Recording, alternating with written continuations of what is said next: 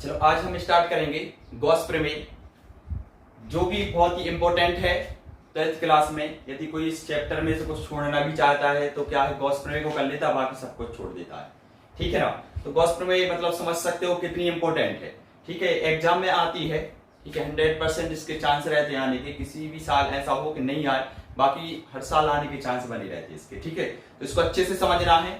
उसके पहले क्या है, सबसे पहले तो हम गॉस प्रमेय समझने के लिए कुछ तथ्यों को समझेंगे, जैसे कि विद्युत फ्लक्स। ठीक है, सबसे पहले हमें जरूरत पड़ेगी इसमें विद्युत फ्लक्स की। तो वो देखो क्या कहलाता है, विद्युत फ्लक्स। ठीक है ना। विद्युत फ्लक्स क्या होता है, देखो जैसे मान के चलो अपने पास एक पृष्ठ है। ठीक है, ये मान के चलो एक पृष्ठ हो गया, ये पृष्ठ है। इस पृष्ठ पे मान के चलो एक हम अभिलंब डाल रहे हैं, ये लंब हो गया, इसको हम नाम दे रहे हैं ON। ठीक है ना। तो पृष्ठ से अब ये कहां पर रखा है पृष्ठ, चूंकि विद्युत क्षेत्र में रखा है तो इससे विद्युत बल रेखाएं भी निकलेगी। ठीक है, हर जगह से विद्युत बल रेखाएं निकलेंगी, कुछ ऐसी भी जाएंगी, ऐसी जाएंगी, ऐसी भी जाएंगी, कुछ ऐसी भी जाएंगी जो यहाँ से ऐसा कोण बनाएंगी। ठीक है ना, समझ रहे ना। जैसे मान के चलो एक ये पृष्ठ है। ठीक है, ये पृष्ठ है, इससे अभिलंबवत ये अभिलंब हमने डाला है। ठीक है ना, पृष्ठ पर जे ON हमने अभिलंब डाला, क्योंकि ये ऐसा है लंबवत इस पे। ठीक है, इस पृष्ठ पे ऐसा है, लंबवत है। ठीक है, अब हमने क्या किया है, और जो विद्युत बल रेखाएं जा रही हैं वो कुछ ऐसी जा रही होंगी, कुछ ऐसी भी जा रही होंगी। ठीक है ना, मतलब यहाँ पे कोण बना रही है, कैसे, अभिलंब से कोण बना रही। ठीक है ना। तो इसको मान के चलो जी, यहाँ पे कितना कोण बना रही, थीटा कोण बना रही। ठीक है, इसका नाम ये क्या है, चूंकि विद्युत क्षेत्र है तो क्या होगी, ये तीव्रता यानी E वेक्टर होगा। ठीक है ना। तो हम क्या देख रहे हैं कि ये क्या है, ON लंब है, और जो E वेक्टर है ये क्या है, विद्युत क्षेत्र की तीव्रता। अब क्या हो रहा है इसमें, इनके बीच का कोण हम क्या मान रहे हैं, थीटा है। ठीक है ना। तो अब देखो क्या है, तो इसकी परिभाषा कैसे बनेगी विद्युत फ्लक्स की। फ्लक्स है जो विद्युत फ्लक्स, इसको एक कैसे अपन मान सकते हैं, जैसे पानी की बौछार है उस तरह से माने इसको। ठीक है ना, पानी से हम रिलेटेड करेंगे इसको। सबसे पहली चीज देखो, अपन देखते हैं जब पानी की बौछार कहीं पे, जैसे अपन बौछार करते हैं, जैसे मान के चलो ये पृष्ठ है। ठीक है, इस पृष्ठ पे से यदि ये अपन पानी के बीच में रखते, बह रहा हो पानी या बौछार हो पानी की, तो क्या करें अपन, इसमें ऐसा रख दें। ठीक है, तब क्या होगा, इसमें से कुछ बौछार जाएगी ना, यानी कि पानी जाएगा इसके अंदर से, वो बाहर भी निकलेगा। ठीक है ना। तो उसी प्रकार से इसमें से भी क्या है, विद्युत क्षेत्र में रखा है चूंकि ये पृष्ठ। ठीक है, तो इसको इसमें से क्या जा रहा होगा, विद्युत बल रेखाएं जा रही होंगी। ठीक है, अब कुछ विद्युत बल रेखाएं ऐसी होंगी जो लंबवत जा रही होंगी, इस पृष्ठ से कुछ विद्युत बल रेखाएं लंबवत जा रही होंगी, और उन्हीं पृष्ठों की जो विद्युत बल रेखाएं लंबवत जा रही हैं, उन्हीं की संख्या को हम क्या बोलते हैं, विद्युत फ्लक्स कहते हैं। इसे हम फाई या फाई S से शो करते हैं, फाई से, या फाई और छोटा सा S बना देते हैं, क्योंकि ये पृष्ठ है, पृष्ठ से गुजर रहा है। ठीक है, फाई या फाई S से हम क्या कर देते हैं, इसको शो कर देते हैं। ठीक है, इसका आप देखो फॉर्मूला क्या बनेगा, इसका क्या होता है, इसका फॉर्मूला फाई S बराबर, देखो सबसे पहली चीज तो क्या है, इसमें पृष्ठ है, पृष्ठ है यानी इसको हम क्या मान रहे हैं, पृष्ठ को S मान रहे हैं। ठीक है ना, S मान रहे हैं। अब चूंकि अपन देख रहे हैं जो पृष्ठ है, जो S मतलब S जो पृष्ठ है, जो टोटल पृष्ठ होगा उसमें से कुछ पृष्ठ में से जा रहा होगा, यानी हम इसको क्या D लगा देना, मतलब DS, मतलब अल्प पृष्ठ होगा, जो छोटा होगा पृष्ठ। ठीक है ना, जहां से विद्युत बल रेखाएं जा रही होंगी, छोटा पृष्ठ होगा। चूंकि हम देख रहे हैं जैसे मान के चलो ये बोर्ड है, तो ये बड़ा पृष्ठ है, इसका हमने एक पृष्ठ बनाया, तो इसकी अपेक्षा ये क्या है, छोटा है, छोटा है, इसलिए हम क्या लिख रहे हैं, इसको DS। ठीक है, क्या लिखेंगे, सबसे पहली चीज तो क्या है, इसमें विद्युत बल रेखाएं निकल रही है, यानी कि E। ठीक है ना, और क्या कितने से निकल रही है, DS से निकल रही है, तो क्या होगा, DS। ठीक है, क्या होगा, E DS, और होगा cos थीटा, इसमें क्या लिया हमने, cos theta, EDS cos theta, ये होता है विद्युत फ्लक्स का फॉर्मूला। अब अपन देख रहे हैं इसमें हमने लिखा है EDS cos थीटा, इसमें cos थीटा क्यों लिया, चाहते तो sin थीटा भी ले लेते, या और tan थीटा भी ले लेते, cosec थीटा ले लेते, लेकिन हमने क्या लिया, इसमें cos थीटा लिया। क्यों लिया cos थीटा, क्योंकि देखो अपन ने पढ़ा है, जो अपन कोई भी जैसे एक अपन 11th क्लास में ही पढ़ा है, और इसके पहले भी हम जब निरक्षीय स्थिति समझा रहे थे तब भी समझाया, क्या इसके घटक बन रहे हैं। जैसे मान के चलो ये E वेक्टर है, इसके दो घटक बनेंगे, कौन कौन से, एक तो ये बनेगा घटक इसका ऐसा, ठीक है, एक इस तरफ बनेगा, सेम इस तरफ। ठीक है ना, तो जे जो घटक होगा, चूंकि क्या है थीटा कोण यहाँ पे है, तो ये क्या होगा ds, सॉरी क्या होगा cos थीटा होगा, e cos थीटा होगा ना, कितना होगा e cos थीटा होगा, और जे वाला कितना होगा e sin थीटा होगा, e के घटक है ना e cos theta e sin theta, लेकिन हम कितने में बात कर रहे हैं, इतने पे बात कर रहे हैं चूंकि, ठीक है ना, लंबे से बात कर रहे हैं, तो लंबे के पास कौन सा है, जे है ना e cos थीटा, ठीक है, तो e cos थीटा लिया हमने, e cos theta into ds, ds क्यों लिया, क्योंकि ये पृष्ठ से गुजर रहा है, तो इसमें इसलिए हमने इसमें क्या कर दिया, ds से भी गुणा कर दिया, अल्प पृष्ठ से गुजर रहा है, ठीक है। तो इसकी परिभाषा कैसे बनेगी विद्युत फ्लक्स की, किसी पृष्ठ से गुजरने वाली या विद्युत क्षेत्र में किसी पृष्ठ से, क्योंकि ये कहां पर रखा है पृष्ठ,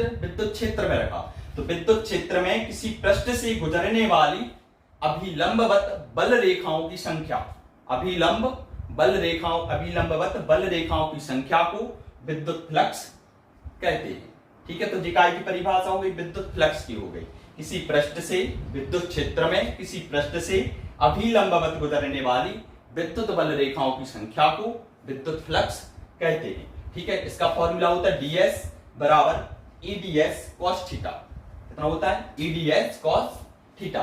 अब देखो अधिकतम विद्युत फ्लक्स और न्यूनतम विद्युत फ्लक्स कहां पर होगा, अधिकतम की यदि हम बात करें तो मैक्सिमम अधिकतम विद्युत फ्लक्स कहां पे होगा, हाई मैक्सिमम, ठीक है ना। अधिकतम के लिए क्या होगा, फर्स्ट शर्त इसकी है, ठीक है। अधिकतम के लिए विद्युत फ्लक्स कितना होना चाहिए, हम देखें यदि तो अधिकतम विद्युत फ्लक्स कितना होगा, जब जी टोटल अपन देख रहे हैं पृष्ठ को ले ले रहे हैं, ठीक है ना। अधिकतम कब होगा, जैसे जी कोण बना रहे हैं, कितने का है जी इनके बीच में कितने का कोण बन रहा है, पृष्ठ और इस लंबे के बीच में 90 अंश का कोण, और यहीं से यदि मान के चलो टोटल जो विद्युत बल रेखाएं हैं वो इसके लंबवत मतलब ऐसे ही हो जाए, मतलब इनके बीच में कोण कितने का बनेगा, दूसरी जो रहेगी विद्युत बल रेखाएं होंगी वो भी ऐसी निकल ले, मतलब कितने का कोण बनना है इनके बीच में, कोई कोण नहीं बनना, यानी 0 अंश का कोण बनना, मतलब अधिकतम कब होना चाहिए 0, या अपन सरल सी भाषा में समझे यदि तो ये पृष्ठ है।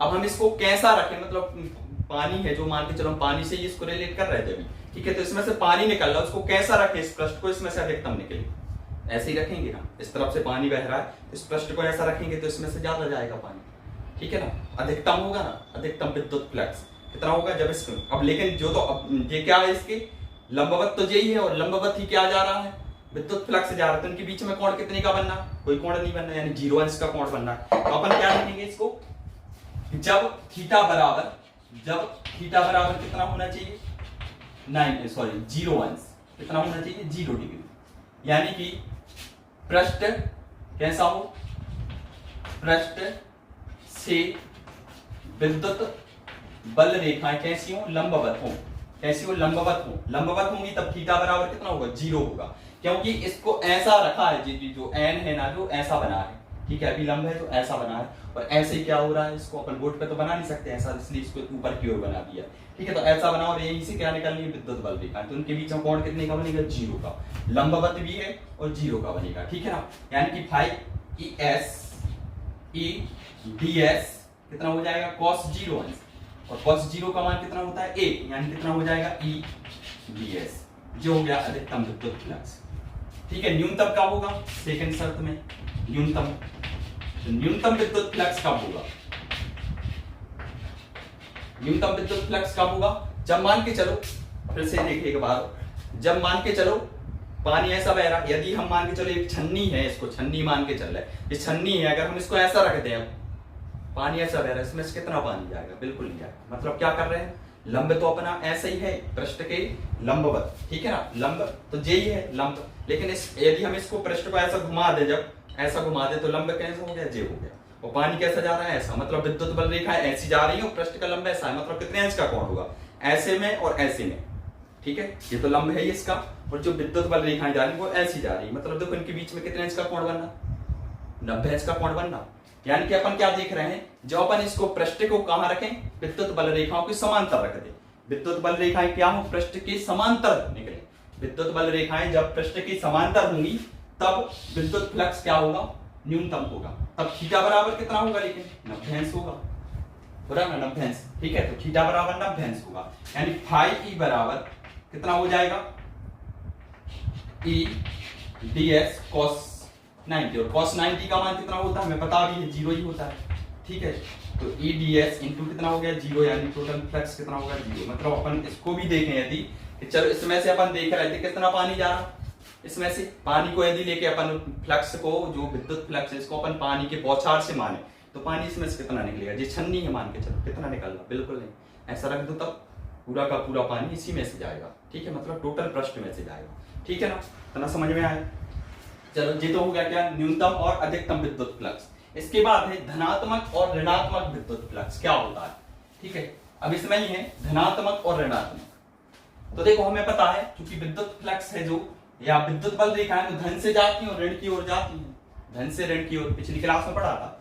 विद्युत बल रेखाएं क्या होती, धन से निकलती हैं और ऋण की ओर जाती है। मान के चलो ये एक पृष्ठ है, तो इसकी लंबवत जो बल रेखाएं हैं बाहर की ओर हो, पृष्ठ से बाहर की ओर जो लंबवत बल रेखाएं निकलती हैं इसे धनात्मक विद्युत फ्लक्स कहते हैं। पृष्ठ से बाहर की ओर लंबवत गुजरने वाली बल रेखाओं की संख्या को धनात्मक विद्युत फ्लक्स कहते हैं। पृष्ठ से लंबवत बाहर की ओर, और यदि पृष्ठ से लंबवत अंदर की ओर, ये बल रेखाएं आपकी बात कहां जा रही है, अंदर की ओर। ठीक है, यदि ये बल रेखाएं अंदर प्रवेश कर रही हैं पृष्ठ के, ठीक है, पृष्ठ की ओर जा रही हैं, तब क्या होंगी जी, ऋणात्मक विद्युत फ्लक्स कहलाएगा। जी धनात्मक है, जी ऋणात्मक, हमें पता भी है धन से विद्युत बल रेखाएं निकलती हैं और ऋण में क्या होती हैं, समाहित होती हैं। ठीक है, तो धन से ऋण की ओर जाती हैं, तो धन है यदि यहाँ पे तो ये क्या होगा, धनात्मक विद्युत फ्लक्स, यानी पृष्ठ से बाहर की ओर। जब पृष्ठ के अंदर की ओर हो तब विद्युत बल रेखाएं, तब क्या होता है, ऋणात्मक विद्युत फ्लक्स, इसको बोलते हैं धनात्मक विद्युत फ्लक्स। चलो अब हम देख रहे हैं घन कोण। तो घन कोण क्या होता है, किसी पृष्ठ द्वारा किसी बिंदु पर बनाए गए त्रिविमीय कोण को घन कोण कहते हैं। कैसे, देखो मान के चल रहे ये गोला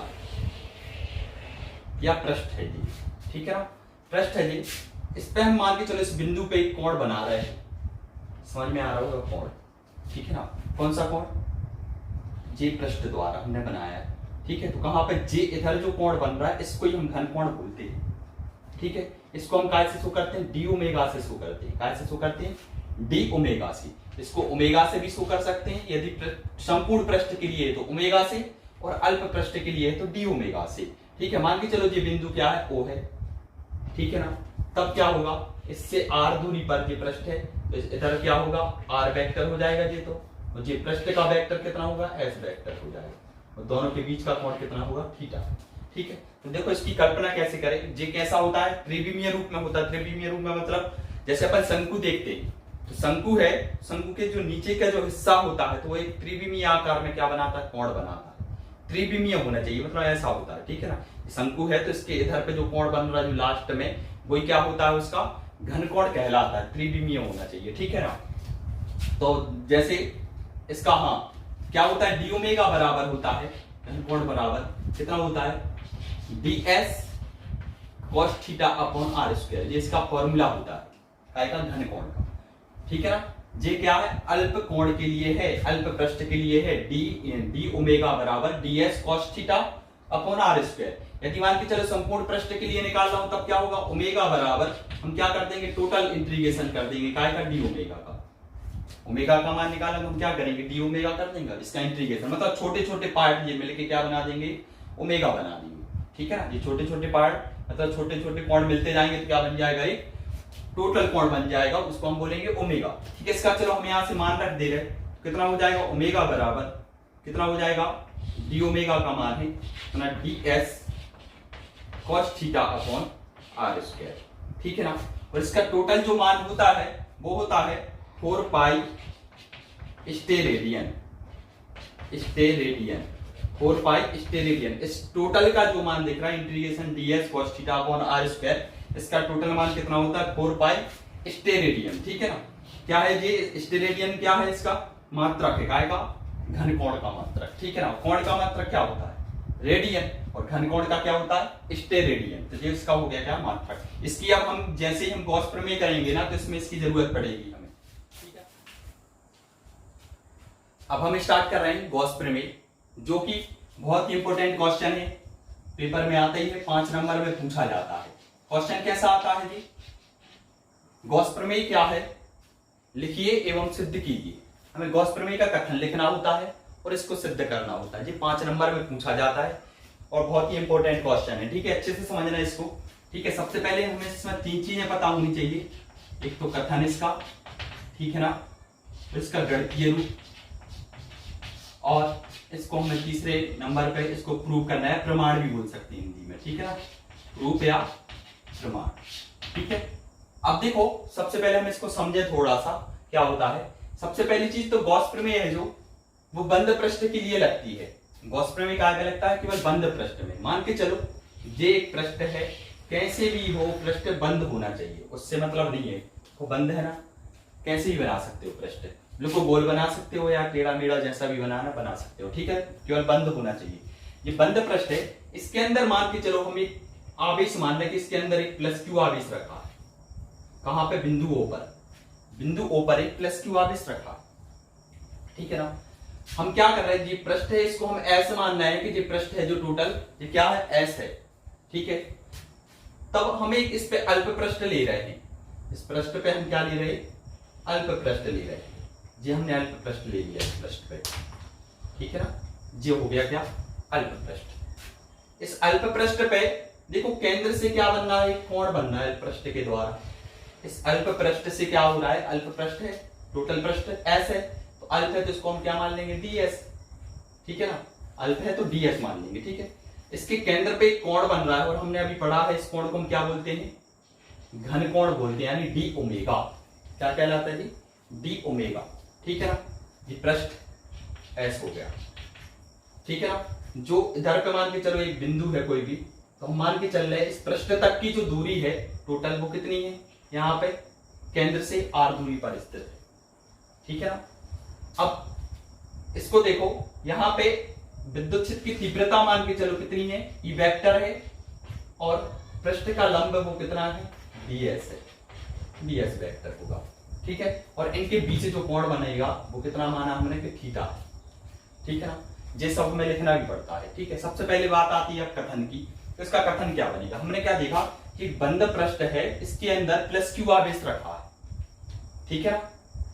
तो अब देखो प्लस क्यू आवेश रखा है, चूंकि इसके अंदर ये प्लस क्यू आवेश रखा है, तो इसका गणितीय रूप समझो क्या होता है, गणितीय रूप होता है फाई बराबर 1/ε0 इंटू क्यू, ठीक है ना। इसको हम ऐसे भी लिख सकते हैं, या फिर Q/ε0, हमें पता है Q क्या कहलाता है, आवेश कहलाता है, ε0 क्या कहलाता है, वायु या निर्वात में विद्युतशीलता, ठीक है ना, वायु या निर्वात में विद्युतशीलता। तो अब देखें हम क्या देख रहे हैं कि फाई है, जो फाई दिख रहा है, जो क्या है, Q के गुणा में लिखा है। सबसे पहली चीज Q के गुणा में लिखा है, वो भी कैसे लिखा है, फाई बराबर क्या है, Q के गुणा में लिखा है, जो क्या है 1/ε0, यानी इसको हम कैसे पढ़ेंगे, Q क्या है, कुल आवेश, यानी कि किसी बंद पृष्ठ में रखे कुल आवेश का, ठीक है, विद्युत फ्लक्स किसी बंद पृष्ठ में रखे कुल आवेश का 1/ε0 गुना होता है, ठीक है ना।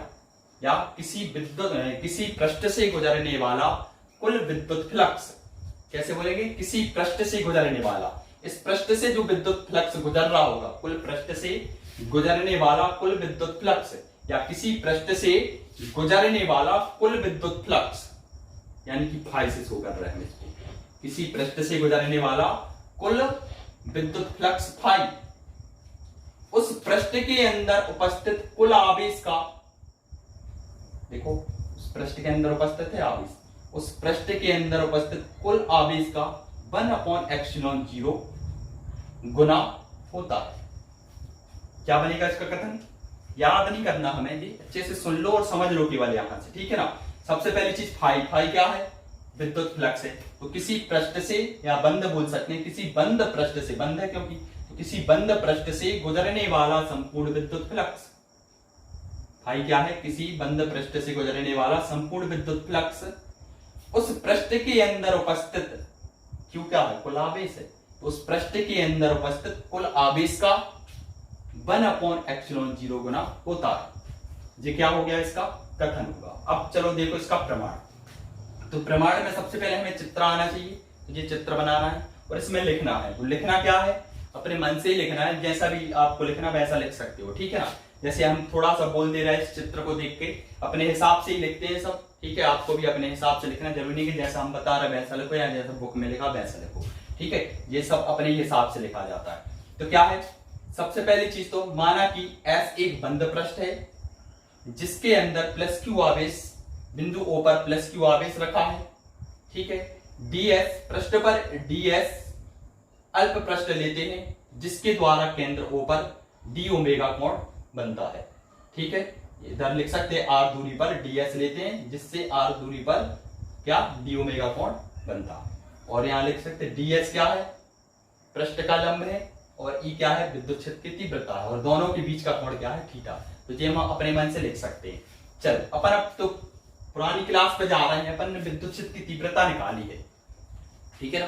तो जिनने भी वो वीडियो नहीं देखी, सबसे पहले देखो पिछली वीडियो देख लेना, क्योंकि अब हम यहाँ पे डायरेक्ट में उसका सूत्र लिखेंगे, ठीक है। अब हम वो पूरा सॉल्व करके तो बताएंगे नहीं, ठीक है, हमें भी और करना भी नहीं है, इसमें हमें केवल सूत्र पता होना चाहिए। तो हम क्या लिखेंगे, बिंदु O से देखो R दूरी पर क्या है, अल्प पृष्ठ है DS, ठीक है। हम क्या लिखेंगे, अल्प पृष्ठ प्लस क्यू आवेश से लिख लो, प्लस क्यू आवेश, प्लस क्यू आवेश से R दूरी पर विद्युत क्षेत्र की तीव्रता कितनी होगी, विद्युत क्षेत्र की तीव्रता पता हमें कितनी होगी तीव्रता। E बराबर कितना होता है, 1/4 pi epsilon 0, 1/4 pi epsilon 0 Q upon दूरी का वर्ग, दूरी कितनी मानी हमने R, तो R का वर्ग हो गया। इसको समीकरण एक डाल दो, यहीं छोड़ दो, ठीक है ना। तो देखो अल्प पृष्ठ से गुजरने वाला फ्लक्स निकाल लो, ये तो हो गई विद्युत क्षेत्र की तीव्रता, प्लस क्यू आवेश रखा है तो उसके कारण तीव्रता तो लग रही होगी, कितनी लग रही, हमें पता है क्या होता है formula, 1/4 pi epsilon 0 Q upon दूरी का वर्ग यानी R का वर्ग, ठीक है ना। अब इस पे क्या है, इस पृष्ठ से कुछ फ्लक्स तो गुजर रहा होगा। सबसे पहले हम अल्प पृष्ठ के कारण फ्लक्स निकाल रहे हैं कि कितना फ्लक्स निकल रहा है इससे, फिर हम टोटल पृष्ठ के कारण क्या निकाल देंगे, फ्लक्स निकाल देंगे। पहले अल्प के कारण निकाला तो हम लिखेंगे DS अल्प पृष्ठ DS से, ऐसा लिखना, अल्प पृष्ठ DS से गुजरने वाला विद्युत फ्लक्स, अल्प पृष्ठ DS से गुजरने वाला विद्युत फ्लक्स, विद्युत फ्लक्स क्या होता है, विद्युत फ्लक्स फाई। अब लेकिन क्या है, अल्प पृष्ठ है तो अल्प फ्लक्स गुजरेगा यानी डी फाई लिखेंगे, डी फाई बराबर कितना होता है, E S cos थीटा, लेकिन S की जगह क्या होगा, अल्प पृष्ठ है तो कितना होगा, E ds cos थीटा, यही होता है E ds cos थीटा। अपन ने पिछले अभी पढ़ा है, मतलब आगे, ठीक है ना, आगे पढ़ चुके, E ds cos theta, d phi बराबर कितना हो गया, E ds cos थीटा। अपने पास समीकरण एक में E का मान है तो मान यहाँ पर रख दो, E की जगह पे, E की जगह उसका मान रख दिया, कितना था, 1/4 pi epsilon 0 Q upon R square ds cos theta ज्यों करता हूं, ठीक है ना। हम क्या कर रहे हैं, इसको ज्यों करता हूं लिख रहे हैं, R को केवल इसकी बट्टी में ले जा रहे हैं, बाकी सेम है सब, ठीक है। कितना हो गया, 1/4 पाई एप्सिलॉन 0 Q, और इसको हम लिख सकते हैं ऐसा कि ds cos theta upon R square, लिख सकते हैं ना इसको, ठीक है, बिल्कुल लिख सकते हैं। और जी काय की वैल्यू है, टोटल काय की वैल्यू है डी ओमेगा की, तो इसकी जगह हम क्या लिख सकते हैं, डी ओमेगा लिख सकते हैं, बिल्कुल लिख सकते हैं। हम लिख रहे हैं 1/4 pi epsilon 0 Q D omega, क्योंकि इतना मान काय का कहलाता है, डी ओमेगा का मान है, तो हमने लिख दिया इसकी जगह डी ओमेगा। इतना समझ में आया, ठीक है। कुछ नहीं किया हमने, देखो सबसे प्लस क्यू आवेश के कारण R दूरी पर विद्युत क्षेत्र की तीव्रता कितनी होगी, E बराबर 1/4 pi epsilon 0 Q upon R square, समीकरण 1 बनाया, ठीक है। हमें पता है अब अल्प पृष्ठ से हमें विद्युत फ्लक्स निकालना है, जैसे ही अल्प पृष्ठ से टोटल विद्युत फ्लक्स निकालेंगे तो कितना होगा, E ds cos theta, E का मान हमने यहाँ से इसमें समीकरण 1 से रख दिया और R को हमने इसके नीचे शिफ्ट कर दिया केवल, ठीक है। अब ये क्या बनेगा, हमने देखा ds cos theta upon R square कहलाता है डी ओमेगा, तो इसकी जगह हमने कितना लिख दिया, केवल डी ओमेगा लिख दिया, ठीक है ना। अब देखो ये तो अल्प पृष्ठ के कारण था, अब हमें तो निकालना लेकिन संपूर्ण पृष्ठ के कारण है, तो हम क्या लिखेंगे, संपूर्ण पृष्ठ के कारण, लिख दो, संपूर्ण पृष्ठ के कारण विद्युत फ्लक्स। ये तो अल्प पृष्ठ से निकाला, तो हमें संपूर्ण से निकालना है। तो संपूर्ण से जब भी निकालो तो हमें क्या करना पड़ता है, संपूर्ण पृष्ठ से निकालना है तो हम क्या करेंगे, इसका इंटीग्रेशन कर देंगे। जब भी अल्प दिया हो और हमें संपूर्ण निकालना हो तो हम क्या करते हैं, उसका इंटीग्रेशन कर देते। तो हमने इसका कर दिया इंटीग्रेशन, क्या आएगा इसका, यानी कितने का, टोटल ये है d5 का, ठीक है ना, ये है ना d5, तो हमें टोटल 5 मिल जाएगा। और d5 का मान कितना था, जे निकाला अभी हमने मान इसका, इसकी जगह पे इसका मान और रख दो, कितना हो जाएगा इसका मान, देखो 1/4πε0 q, यानी 1/4πε0 q, और इधर क्या था, d ओमेगा, ठीक है ना। और इसमें इंटीग्रेशन है तो इंटीग्रेशन लगाए रखना। अब देखो ये सब टोटल तो बाहर आ गया, 1/4πε0 q भी बाहर आ गया, केवल कितना बचा, अंदर बचा d omega, integration d omega 5 बराबर, ठीक है, तरह समझ में आया। चलो इसको हम ऊपर लिख दे रहे हैं, ठीक है। और हमें पता है d ओमेगा क्या कहलाता है, इंटीग्रेशन d ओमेगा, टोटल क्या बन जाएगा, ओमेगा बन जाएगा। d ओमेगा का हम इंटीग्रेशन करेंगे, मतलब छोटे छोटे इन कोणों को जोड़ेंगे तो एक बड़ा कोण बन जाएगा, यानी उसको क्या बोलते हैं, हम ओमेगा बोलते हैं, ठीक है। d ओमेगा है, इसका इंटीग्रेशन कर रहे हैं, मतलब छोटे छोटे पार्ट हम जोड़ रहे हैं, इंटीग्रेशन मतलब जोड़ रहे हैं उनको, तो जोड़ते जाएंगे तो क्या बन जाएगा, एक ओमेगा बन जाएगा, यानी क्या लिख सकते हैं इसकी जगह पे हम ओमेगा लिख सकते हैं। तो 5 बराबर कितना आ जाएगा, 5 बराबर 1/4πε0 और q भी जाओ करता हूं, इसकी जगह कितना आ गया, केवल ओमेगा। और हमें पता है ओमेगा का मान कितना लिखा था अभी हमने, ओमेगा बराबर होता है कितना, 4π स्टेरेडियन, 4π स्टेरेडियन, अभी पढ़ा था हमने। ओमेगा बराबर कितना होता है, 4π स्टेरेडियन, तो ओमेगा की जगह पे हम कितना लिख देंगे, केवल 1/4πε0 जाओ करता हूं, और q भी जाओ करता हूं, इसकी जगह पे लिख दिया हमने 4π, ठीक है ना। तो देख रहे हैं 4π से 4π तो कैंसिल हो गए, यानी 5 बराबर कितना आ गया, 1/ε0 इंटू q, और ये क्या है, इसका प्रूफ है, ठीक है ना, हमने प्रूफ कर दिया, जो गणितीय रूप है इसका, ठीक है ना। तो ये हो गया क्या हमारा गॉस प्रिंसिपल।